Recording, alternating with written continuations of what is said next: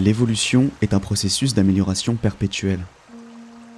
Ainsi, observer le vivant de notre époque, le subtil équilibre existant entre ces différentes formes, ou encore apprécier toute la beauté, la précision et la délicatesse infusées dans chacune de ces créations, et essayer de projeter tout cela dans un futur lointain, relève de l'impossible. Car après tout, comment peut-on imaginer améliorer la perfection ? Cependant, une tendance prévisible et déjà observable en ce qui concerne l'avenir de la vie sur Terre est l'impact très majoritairement destructeur de notre présence, de la présence de l'homme au sein de la nature, aussi bien de notre temps que dans les siècles et millénaires à venir. Le livre dont parle cette vidéo, Afterman, nous invite à imaginer un monde futur dans lequel cette tendance s'est poursuivie jusqu'à mener à notre perte. Un monde sauvage, bâti sur les ruines de l'humanité, qui aurait causé sur son passage le déclin d'innombrables espèces, avant d'elle-même s'éteindre, emportée par les rouages de sa propre civilisation. En disparaissant, l'homme aurait ici offert à l'évolution l'opportunité de reprendre son cours naturel, et, à terme, de réparer ses dégâts en reformant et en remplaçant les écosystèmes détruits par sa main. Un nouvel âge d'or pour la vie sur notre planète. Le matériau principal de ces réparations reposerait alors très probablement chez les espèces actuelles qui parviennent à proliférer malgré notre présence, ou encore grâce à elles. Des animaux pour la plupart considérés de nos jours comme nuisibles, du fait justement de leur grande adaptativité. Il paraît clair en effet que ces espèces, une fois replongées dans un monde régi uniquement par les lois de la sélection naturelle, posséderont un net avantage sur celles aux populations déjà vacillantes, ou encore sur nos espèces domestiques, hautement spécialisées et génétiquement sélectionnées pour répondre à des besoins spécifiques, qui n'auront plus lieu d'être une fois l'homme disparu. En se basant sur ces deux hypothèses, et en y mêlant des principes évolutifs et écologiques connus, Dougal Dixon, l'auteur du livre, a dressé au début des années 80 le portrait spéculatif d'une nouvelle zoologie terrestre, située arbitrairement 50 millions d'années dans le futur. Un exercice inédit pour son époque, qu'il faudra bien sûr regarder non pas comme une prédiction certaine ni même probable, mais comme une exploration libre de possibilités, ayant pour objectif d'apporter un regard optimiste sur l'avenir du monde vivant qui nous entoure, et des beautés insondables qui le constituent. La Terre, 50 millions d'années après l'ère humaine, est en apparence très similaire à celle que connurent nos ancêtres. Les climats, les biomes ou la végétation qu'on y trouve ont retrouvé avec le temps leur état naturel, et seule leur disposition géographique a réellement changé. Les déplacements tectoniques successifs ont mené à la fusion de l'Eurasie, de l'Afrique, de l'Australie et de l'Amérique du Nord pour former un supercontinent, tandis que l'Amérique du Sud dérivait seule jusqu'à devenir une immense île à part entière. La faune qui habite cette nouvelle planète a quant à elle connu de profonds bouleversements depuis notre époque, bien que l'on puisse toujours la diviser parmi les mêmes classes de mammifères, oiseaux, poissons, reptiles, etc., et que, dans la plupart des cas, les espèces que nous observerons arborent des similarités plus ou moins marquées avec nos animaux contemporains. Signe d'une part d'un héritage génétique ayant traversé les âges, et d'autre part d'un certain penchant de la nature à reproduire ses succès passés. Puisque les habitats de la planète ont été restaurés et sont restés depuis virtuellement inchangés, ils ne peuvent être tenus pour seuls responsables de ces nombreux changements survenus au sein du monde animal. L'explication se trouverait plutôt dans l'infinité des variables et des solutions qui s'offrent aux espèces pour répondre aux divers problèmes posés par leur environnement, maintenant débarrassés à tout jamais de la menace humaine. Le vide engendré par la chute d'Homo sapiens a pour ainsi dire provoqué un appel d'air évolutif global. Une course à l'exploitation des ressources d'un monde à nouveau naturel, qui a fini par donner naissance, après des dizaines de millions d'années de convalescence et d'expérimentation, aux nombreuses créatures que je vous propose de découvrir dans cette vidéo. Une vidéo découpée en deux parties qui prendra la forme d'un bestiaire non exhaustif et non narratif, visant davantage à égayer l'imaginaire en regardant de jolis dessins qu'à atteindre absolument la précision scientifique. Bref, tout ça étant dit, on peut y aller. Bienvenue à toutes et tous dans le monde d'Afterman.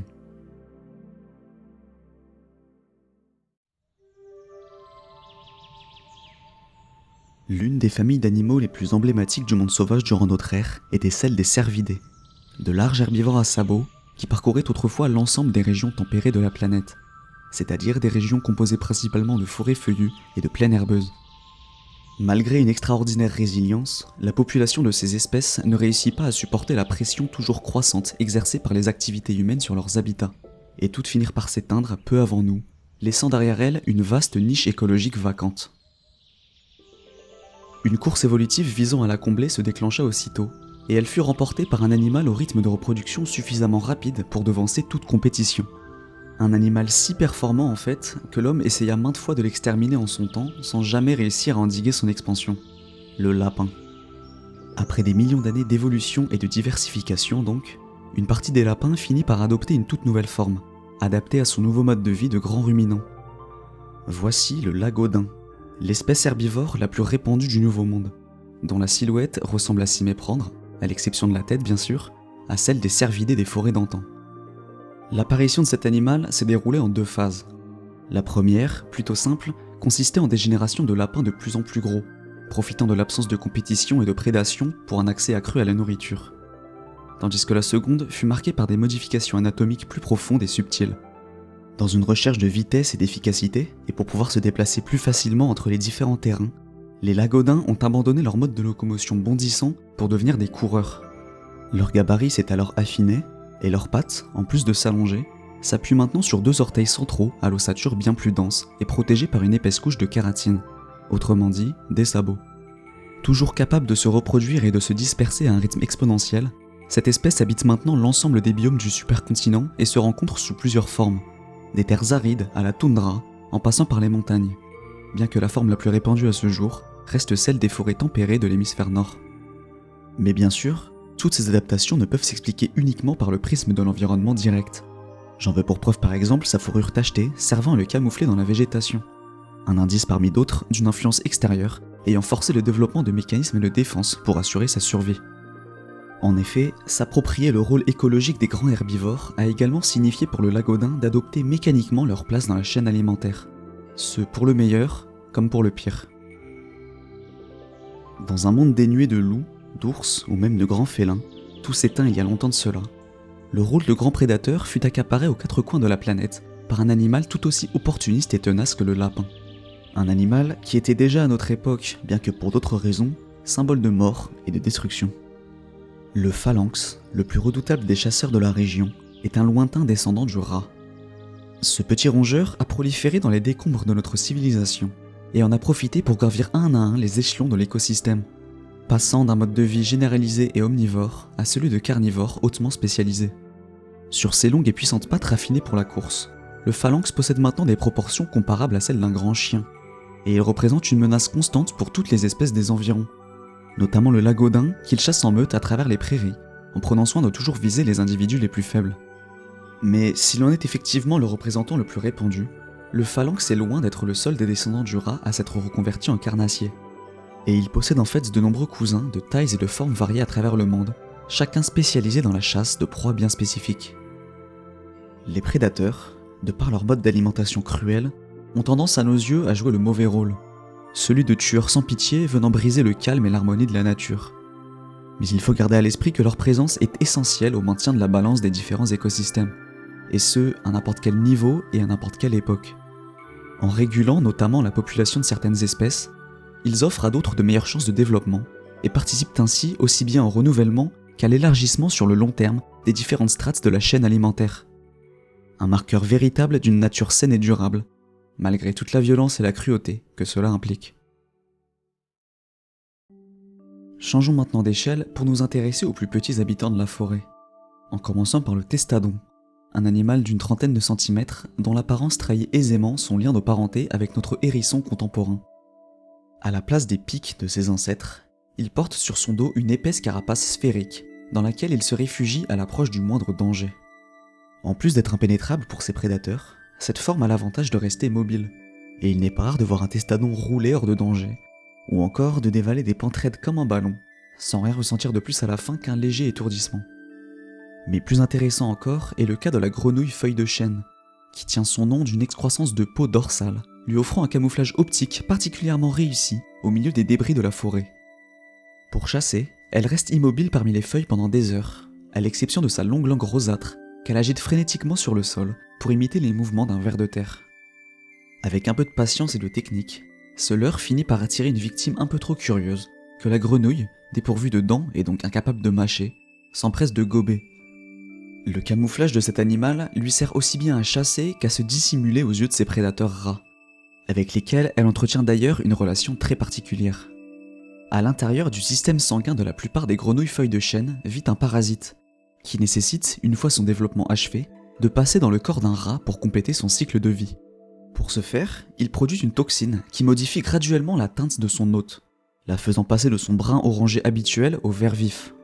Comme cela se déroule généralement au début de l'hiver, le camouflage de la grenouille se retrouve brisé, et celle-ci est rapidement repérée puis dévorée. Le parasite se reproduit alors dans le système digestif du rat et ponce ses œufs dans ses excréments, qui seront à leur tour mangés par divers insectes, eux-mêmes avalés par la génération suivante de grenouilles. Heureusement, ce cycle étrange comprend une période de maturation du parasite d'environ 3 ans, ce qui signifie que chaque grenouille infestée a largement le temps de se reproduire avant d'en être victime. Beaucoup d'espèces préfèrent éviter l'agitation du sol de la forêt et ont élu domicile dans les arbres. C'est le cas bien sûr de nombreux oiseaux, mais aussi de mammifères, comme le sylphoreur, un lointain descendant de la musaraigne qui parcourt les troncs à la recherche de nourriture. Ses pattes sont équipées de vibrisses extrêmement sensibles, capables de détecter même les plus faibles des vibrations émises par les insectes et larves en mouvement sous l'écorce. Lorsqu'il a repéré une proie, le sylphoreur creuse dans le bois un orifice avec ses dents allongées, et il y introduit une sorte de trompe flexible qu'il plante dans sa victime pour s'en nourrir aussitôt. Une technique de chasse qui n'est pas sans rappeler celle des pivers de notre époque, bien qu'un degré au-dessus au niveau de sa complexité. Plus haut encore, au milieu des feuillages, vit un animal nommé Kaerit, descendant quant à lui de l'écureuil roux des forêts du Nord, dont une partie profita de la fusion des continents pour migrer vers des latitudes plus chaudes il y a des millions d'années de cela. On pourrait décrire son fonctionnement comme la fusion entre celui d'un écureuil et d'une chenille. Avec ses pattes arrière et sa queue, courte mais à la prise surprenamment solide, il s'accroche aux branches et étend son long corps vers l'avant, pour progresser vers les divers fruits, fruits à coque et feuilles dont il se nourrit. À l'instar de ses ancêtres, le Kaerit n'hiberne pas, et il a conservé leur habitude de se constituer des réserves de nourriture pour la saison froide, et de nicher dans des abris naturellement creusés à même les troncs, abris qu'il retrouve notamment à la nuit tombée. Lorsque l'obscurité remplace la lumière du soleil, les animaux diurnes disparaissent un à un dans leur tanière et laissent alors le champ libre à une toute autre faune, régie par ses propres lois et spécificités. Les premiers à se mettre en activité sont les insectes et papillons de nuit, suivis de près par leurs prédateurs, comme le caïcoptère, une espèce de chauve-souris aveugle endémique aux régions tempérées de la planète. L'anatomie et le mode de vie de cette créature sont restés très similaires à ceux des mammifères volants de notre époque, mais son système d'écolocalisation est en comparaison largement plus sophistiqué. Au lieu de se limiter aux ultrasons, elle est en effet capable d'utiliser son sonar dans des plages de fréquences bien plus variées et étendues, ce qui, couplé à la grande surface réceptrice de ses oreilles, qui se sont étendues jusqu'à occuper la place de ses yeux, lui permet d'aborder son environnement avec une précision millimétrée, même dans la noirceur la plus profonde. Ce, au détriment d'à peu près tous les autres animaux de la forêt, pour qui le vol des caïcoptères représente une nuisance sonore constante tout au long de la nuit. L'abandon de la vue, au profit d'autres sens plus utiles dans l'obscurité, n'est pas une caractéristique propre aux chauves-souris. On la retrouve notamment chez le trouti, un rongeur d'une douzaine de centimètres, qui, au lieu du son, utilise son sens du toucher pour décrire son terrain et aborder les éventuels obstacles sur son chemin. À l'endroit où se trouvaient autrefois ses yeux, poussent maintenant des dizaines de vibrisses qu'il frotte continuellement au sol, non seulement pour se repérer, mais aussi pour ressentir les mouvements souterrains des vers et asticots dont il se nourrit. Une fois sa proie repérée, le trouti s'immobilise et l'écoute attentivement en plaquant ses oreilles sur la terre en forme de cône, en attente du moment opportun pour venir y planter son long bec, formé à partir de la dentition de ses ancêtres. Une tâche très loin d'être aisée, car il doit en plus faire continuellement preuve d'une grande discrétion, nul ne sachant d'où et quand pourrait surgir l'un de ses nombreux prédateurs. Outre les rapaces, comme les chouettes ou les hiboux, qui n'ont depuis notre disparition connu aucune évolution notable, tant leur adaptation à la vie de chasseur nocturne est réussie. Il est également pris pour cible par le schrock, un rôdeur omnivore, lui-même descendant de rongeurs, au mode de vie et à l'aspect somme toute assez banal, mais qui va me permettre d'aborder brièvement un concept important que l'on retrouvera plusieurs autres fois dans notre exploration, sans forcément le nommer. Que ce soit au niveau de son apparence ou de ses comportements, le schrock est largement comparable au blaireau, qui remplissait du temps de l'homme la même niche écologique, et ce, malgré le fait qu'ils ne proviennent pas du tout du même embranchement évolutif, ni de la même époque. Ce phénomène est connu sous le nom de convergence évolutive, ou homoplasie. Et il explique en résumé que des espèces aux héritages génétiques pourtant très différents, mais soumis aux mêmes contraintes environnementales, c'est-à-dire remplissant le même rôle dans leurs écosystèmes respectifs, finissent mécaniquement par adopter plusieurs traits physiologiques, morphologiques et comportementaux similaires.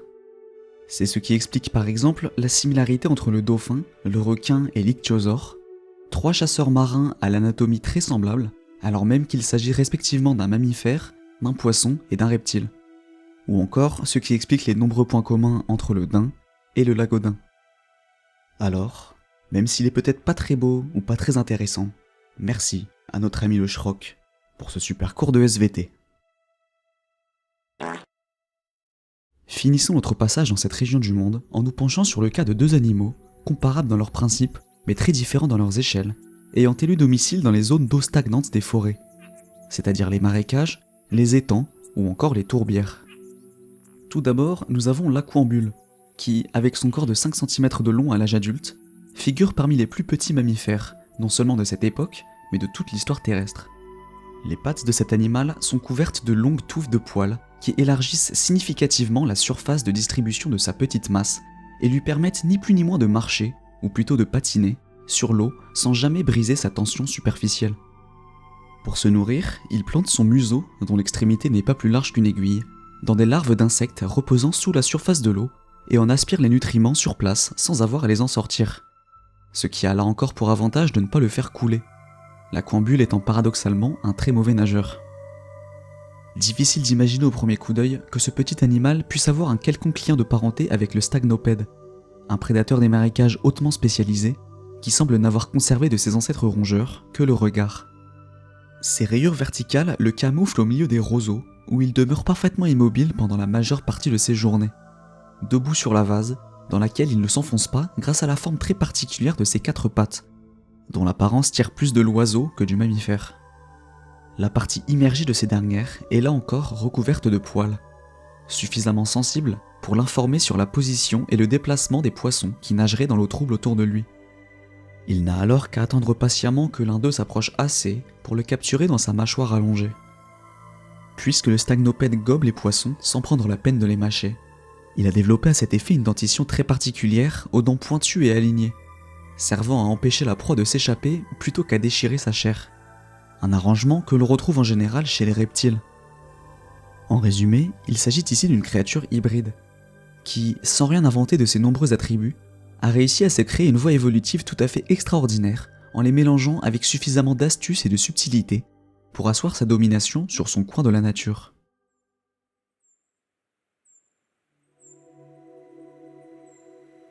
Nous entamons maintenant notre traversée des régions froides de la planète, en commençant par ces immenses forêts de conifères. Bien que relativement inhospitalières, car bien moins riches en ressources que les forêts feuillues des régions tempérées, elles forment aujourd'hui un bandeau de végétation continue sur l'ensemble de l'hémisphère nord, devenu au fil des années l'habitat de nombreuses espèces, menées jusqu'ici par l'ouverture de nouvelles routes migratoires, causées par la fusion des continents. Parmi ces espèces se trouve le cornase, un lointain descendant de l'antilope africaine, chassé toujours plus loin de ses terres il y a des dizaines de millions d'années de cela par l'expansion des lagodins, et qui est parvenu à survivre tant bien que mal par le biais de la migration et de la diversification. Le résultat est en l'occurrence assez prévisible. Une antilope plus courte sur pattes, plus large, que ce soit au niveau de sa musculature ou de ses couches graisseuses, et recouverte de fourrure pour résister aux températures de son nouveau domicile. Mais bien sûr, ce qui démarque davantage le cornase est la structure complexe formée par ses cornes, qui se sont étendues sur son museau au point de fusionner complètement avec son ossature nasale. Le but premier de cette adaptation est alimentaire. Elle lui permet d'arracher et de broyer sa nourriture, constituée d'arbustes, de mousse et d'écorce, entre sa corne et sa mâchoire inférieure avant même qu'elle n'atteigne les dents. Elle joue également un rôle important dans l'organisation sociale des troupeaux, leur taille informant sur le niveau de maturité des mâles, qui, une fois en âge, les utilisent dans des duels violents pour l'accès aux femelles. Cela permettant, en théorie, d'assurer que seuls les individus les plus forts et résistants aient l'opportunité de se reproduire, et donc de transmettre leurs gènes. Et enfin, ces cornes servent bien sûr comme moyen de dissuasion face aux nombreux prédateurs de la région, pour qui une attaque de front représenterait un risque bien trop important. Là encore, la caste des carnassiers est très majoritairement composée de rats, comme le phalanx, qui n'ont pas tardé à s'étendre partout où ils le pouvaient, dans les différentes régions de la planète. Mais ces forêts abritent également des prédateurs endémiques. Le mustak, par exemple, un fauve redoutable de 2 mètres de long, fusion entre le loup, le renard et la belette, ou encore le sansonnet royal, le plus grand oiseau de proie de la région, avec une envergure de plus d'1 mètre, spécialement taillé pour le vol de précision entre les sapins. Face à des menaces aussi nombreuses et diverses, la fuite n'est pas toujours la meilleure option. C'est pourquoi il est avantageux pour les proies de développer des moyens de défense pour repousser les assauts répétés. En plus de son camouflage, l'épicureuil utilise par exemple sa queue comme un impénétrable bouclier d'épines, capable de dissuader même le plus affamé des chasseurs de s'approcher. Une tactique efficace, si tant est qu'on ne l'attaque que d'un seul côté. D'autres encore deviennent des spécialistes de la construction de terriers et d'abris. C'est le cas par exemple d'un animal au nom qui vous sera probablement familier, le castor. Du temps de l'homme, ce gros rongeur s'était spécialisé dans une vie semi-aquatique et s'installa dans les rivières où il bâtit des foyers, des barrages de bois, notamment pour échapper à ses prédateurs. 50 millions d'années plus tard, son apparence a bien changé, mais elle reflète bel et bien la continuité de cette voie évolutive. Tout son corps s'est allongé, et ses pattes arrière ainsi que sa queue ont fusionné pour former une sorte de rame qu'il utilise pour se propulser dans l'eau en un mouvement unique et puissant. L'apparition de ce membre difforme a effectivement réduit la mobilité terrestre du castor, mais elle lui a permis en contrepartie d'étendre ses zones de récolte, aussi bien en nourriture qu'en matériaux de construction, en grimpant aux arbres à l'aide de ses longues griffes. Là-haut, il pourrait alors faire la rencontre d'un burineur, descendant vermiforme de l'écureuil, qui tire son nom de ses incisives démesurées, capable de ronger facilement le bois des pins à même le tronc, pour y creuser de complexes réseaux de tunnels et d'abris de fortune. Si cet animal est en bien des points parfaitement adapté à son environnement, son mode de vie de parasite est en comparaison assez primitif. L'idéal serait en effet que l'hôte, l'arbre, puisse survivre à sa présence. En l'état, une fois pris pour cible par une colonie, le sapin décède en quelques années seulement, forçant les animaux à partir infester son voisin, si celui-ci n'est pas déjà occupé par la génération suivante. On comprend alors qu'une prolifération incontrôlée des burineurs pourrait entraîner des conséquences désastreuses pour la forêt dans son ensemble. Bien que leur population soit à ce jour maintenue à un niveau stable par les nombreux prédateurs des environs, cette balance reste très précaire, car une chute soudaine du nombre de ces chasseurs, chose possible bien qu'improbable à court terme, favoriserait leur expansion et mettrait en péril tous les écosystèmes de la région. Bien heureusement, tous ne sont pas aussi destructeurs.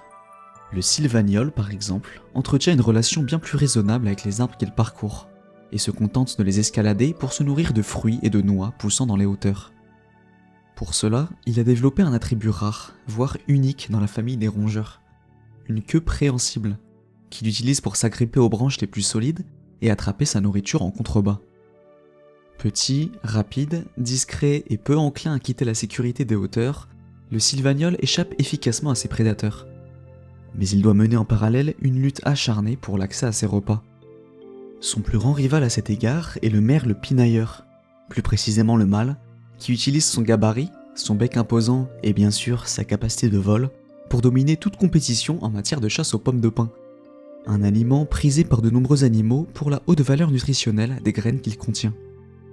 Les femelles, quant à elles, sont différentes en apparence et en mode de vie, si bien qu'on pourrait à première vue les croire de différentes espèces. Plus sveltes et dotées d'un bec pointu, elles se nourrissent principalement d'insectes et de vers, et ne goûtent en fait au plaisir du pignon de pain que par l'intermédiaire d'un partenaire lors de rituels nuptiaux. Un détail qui nous permet quand même de nous rassurer sur le fait que, même 50 millions d'années dans le futur, le romantisme n'est pas mort.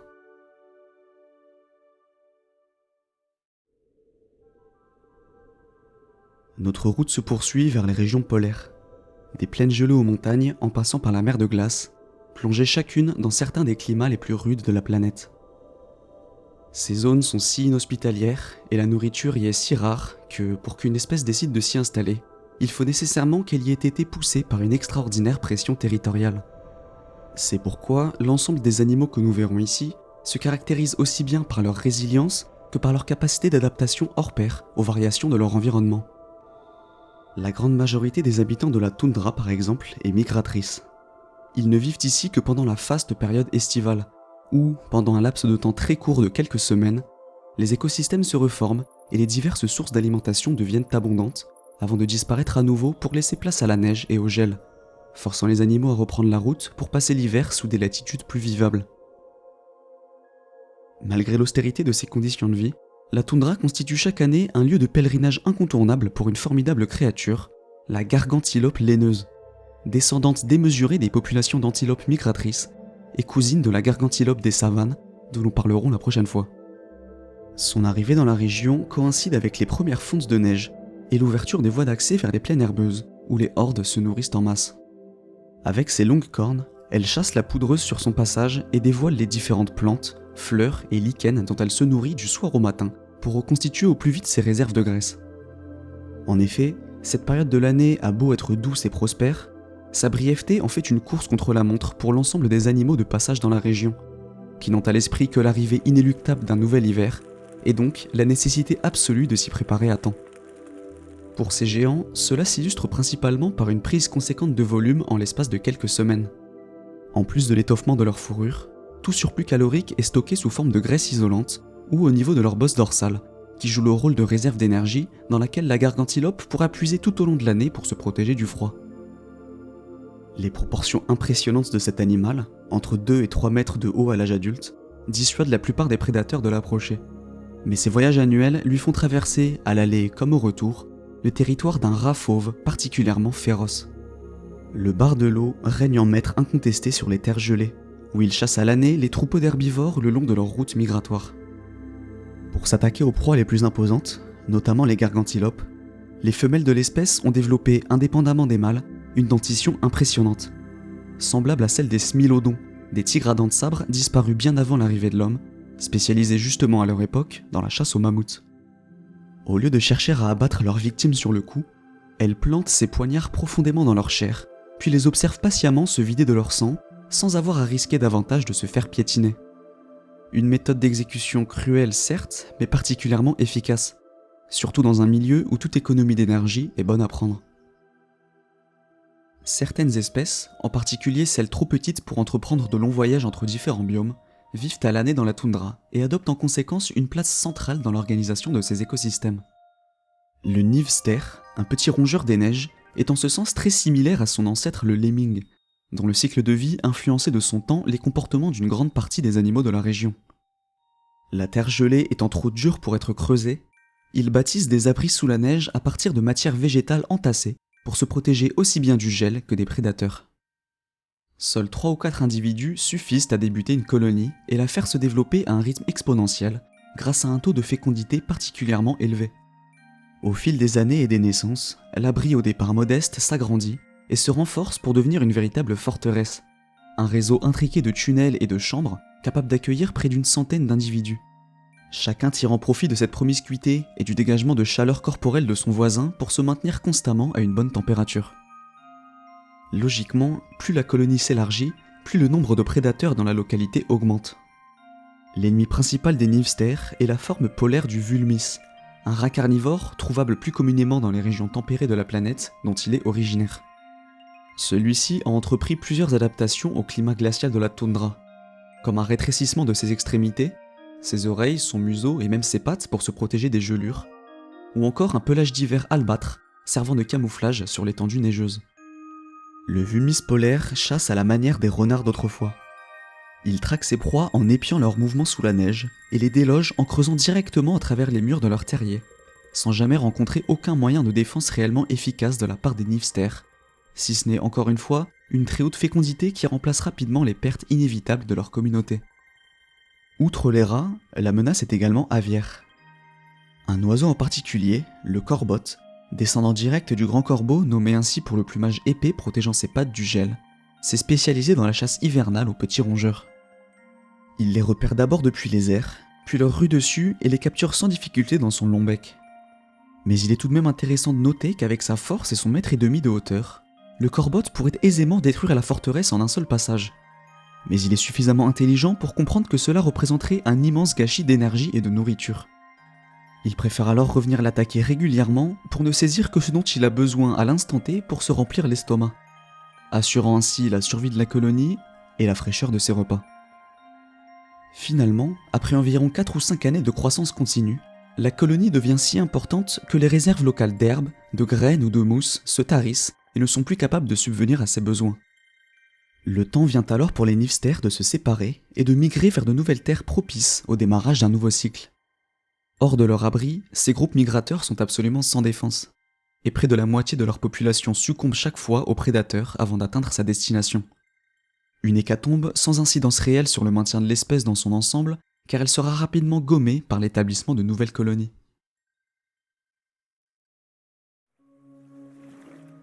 Éloignons-nous un moment des terres gelées pour nous intéresser à la faune des océans polaires qui les entourent. Du fait de leurs conditions de vie extrêmes, ces environnements ne peuvent accueillir qu'un nombre limité d'espèces aux caractéristiques bien spécifiques. C'est pourquoi ici, plus que partout ailleurs, les animaux que nous rencontrerons constituent des cas concrets de convergence évolutive, chacun pouvant être facilement comparé à une espèce de l'ère humaine qui remplissait de son temps l'une des mêmes rares niches disponibles dans ces eaux glacées. Cette tendance s'exprime tout particulièrement dans l'étrange cas des alques marins, un groupement d'espèces et de sous-espèces évoluant toutes dans le sillon tracé il y a des millions d'années de cela par les manchots. S'ils ont tous adopté une apparence et un mode de vie similaire de nageurs piscivores, ces oiseaux de mer descendent pourtant de lignées bien différentes de la famille des alcidés, des migrateurs volants de l'hémisphère nord, qui, à force de cohabitation et d'assimilation, ont fini par devenir capables de se reproduire entre eux et de donner naissance à une myriade de croisements plus ou moins réussis le long des côtes de l'océan Arctique. C'est ici que les choses se compliquent, car cette capacité reproductive en demi-teinte rend toute tentative de classification précise de ces oiseaux en espèces distinctes quasiment impossible. Ils sont à la fois trop différents pour ne constituer qu'une seule espèce et trop semblables pour être clairement séparés. Le mieux que l'on puisse faire en fait est de les considérer selon une chaîne ouverte, allant du plus grand au plus petit d'entre eux. Chaque maillon de cette chaîne peut aisément se reproduire avec ses voisins, mais plus il s'en éloigne, plus cela devient hasardeux. Au point que ces deux extrémités arborent au final des différences physiologiques suffisamment nettes pour empêcher toute tentative de croisement. Quoi qu'il en soit, les alques marins se rejoignent en bien des points, notamment celui d'être pris pour cible sans distinction par le pitéron, un grand prédateur marin à l'ascendance, là encore, de rats. Dans l'optique de s'accaparer la place écologique autrefois occupée par les phoques et lions de mer, celui-ci a développé de puissantes nageoires et un corps fuselé afin de pourchasser ses proies sous l'eau avec toute la vitesse et la dextérité que cela nécessite. Mais aussi étonnant que cela puisse paraître, il n'est pas le seul rongeur à s'être aventuré jusqu'ici, au milieu de la mer de glace. Son cousin, le Distérops, suit quant à lui l'exemple du morse, et a adopté en conséquence un physique bien plus lourd, échangeant sa mobilité contre une bien meilleure résistance thermique. Il n'a après tout pas besoin de nager rapidement, car son alimentation se compose en majorité de mollusques et de fruits de mer immobiles qui tapissent le fond des eaux. Pour les déloger, les défenses des mâles, formées à partir de ce qui fut autrefois leurs incisives, se sont allongées et sont peu à peu devenues asymétriques.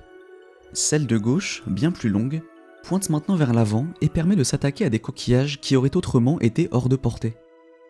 De la même façon, leur patte gauche, et uniquement leur patte gauche, arbore une grosse griffe incurvée, remplissant sensiblement la même fonction alimentaire, en plus de jouer un rôle important dans leurs violents affrontements pour l'accès aux femelles. À l'autre bout de la planète, au large des côtes de l'Antarctique, se trouve l'océan austral, lieu de naissance d'une des créatures les plus impressionnantes de ce nouveau monde. Avec ses 15 à 20 mètres de long et son corps massif, le gigavès est de loin le plus gros animal actuellement présent sur Terre. Et il incarne dignement un héritage écologique vieux de plusieurs centaines de millions d'années. Avant lui, dans la longue lignée des géants marins, il y avait les arthrodires, des poissons du Dévonien supérieur. Puis vint le temps des pliosaures, des reptiles, qui s'éteignirent à leur tour et laissèrent la place aux baleines, des mammifères, disparus sous le règne de l'homme. Comme pour respecter cette tradition de passage de relais, le gigavès appartient lui aussi à une toute autre classe, celle des oiseaux. Il descend en effet du manchot, un oiseau qui avait toujours été particulièrement bien adapté à la vie aquatique, à l'exception d'une chose, son besoin de retourner sur la terre ferme pour pondre ses œufs. Peu après notre disparition cependant, une espèce de manchot acquit la capacité extraordinaire de conserver son œuf à l'intérieur de son corps et d'alimenter l'embryon jusqu'à l'éclosion. Un peu à la manière, pour simplifier, d'un utérus de mammifère. Libérée alors de la nécessité d'aller sur Terre, cette espèce put s'adapter à une existence purement marine, et elle y trouva si bien sa place en fait, qu'elle finit, au fil de ses nombreuses diversifications, par fonder tout un nouvel ordre d'oiseaux marins, les pélargonides. Parmi eux donc se trouve le gigavès, dont le bec, utilisé autrefois pour capturer les poissons, a évolué pour former un immense filtre dédié à l'ingestion massive de plancton et de micro-organismes. Mais on peut aussi citer son cousin, le sphénidelphe, le manchot dauphin, un super prédateur taillé pour la vitesse, capable de traquer et poursuivre ses proies sur des kilomètres pour les attraper dans son long bec aux dents de scie. Ce dernier est en fait si performant dans sa niche que son expansion vers d'autres eaux a déjà débuté. Une expansion qui mènera très probablement à de nouvelles diversifications de l'espèce, soit le début d'un possible rayonnement à l'échelle planétaire pour l'ordre des pélargonides, apparu pourtant par hasard suite à une simple mutation génétique.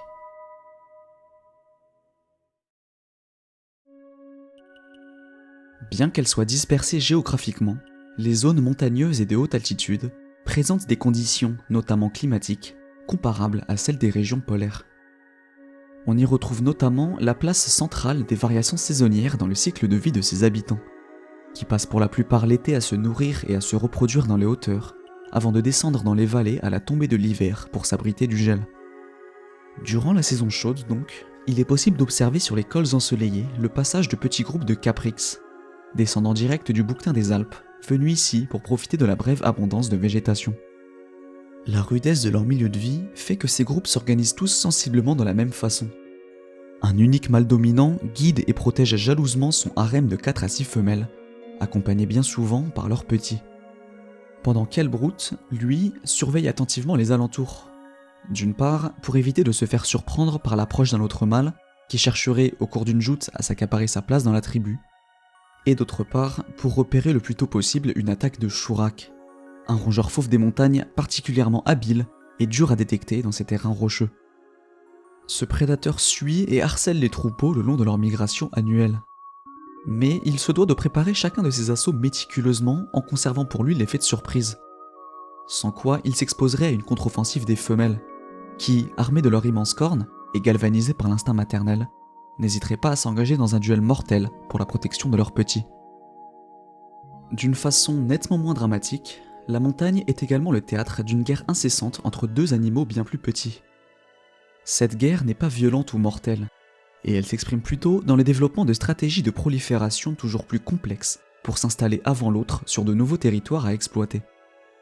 Nous avons d'abord le rupel, un descendant du lapin spécialisé dans l'escalade des roches et la vie en haute altitude, et bénéficiant de la même fertilité qui fit le succès de ses ancêtres pour se propager à grande vitesse dans l'ensemble des zones qu'il explore. Puis vient son rival, une espèce de rat étant parvenu à se maintenir dans la course malgré ses nombreux désavantages, grâce à une méthode de migration particulièrement originale. Si les adultes ne présentent pas d'attributs particuliers, c'est au moment de l'adolescence que cette espèce développe sur le bout de sa queue un outil unique dans le règne animal.